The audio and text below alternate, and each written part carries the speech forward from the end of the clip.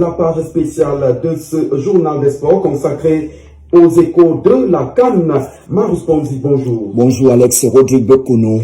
La Confédération africaine de football sanctionne le président du comité exécutif de la Fédération camerounaise de football. 4 matchs de suspension plus une amende de 20 000 $ américains, soit l'équivalent de 11 272 578 francs CFA. La CAF sanctionne le président de l'instance tiers de football camerounais, Samuel Eto'o.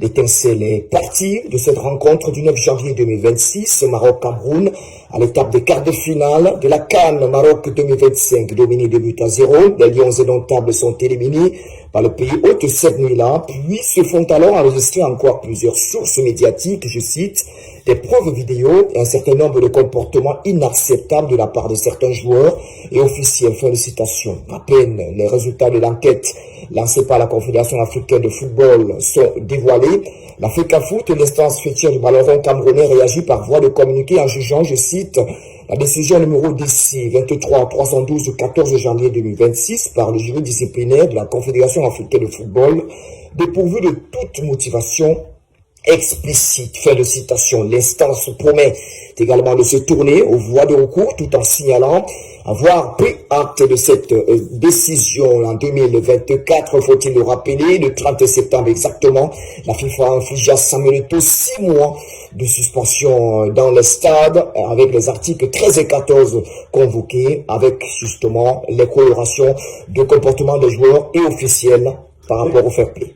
Et puis CAN Maroc 2025, nous connaissons désormais l'affiche de la finale Maroc-Sénégal. Les deux nations se sont qualifiées en éliminant respectivement le Nigeria et l'Égypte en demi-finale. Marus. Oui, dans une CAN qui a été abondamment riche en termes de buts, 87 réalisations à la phase de poule.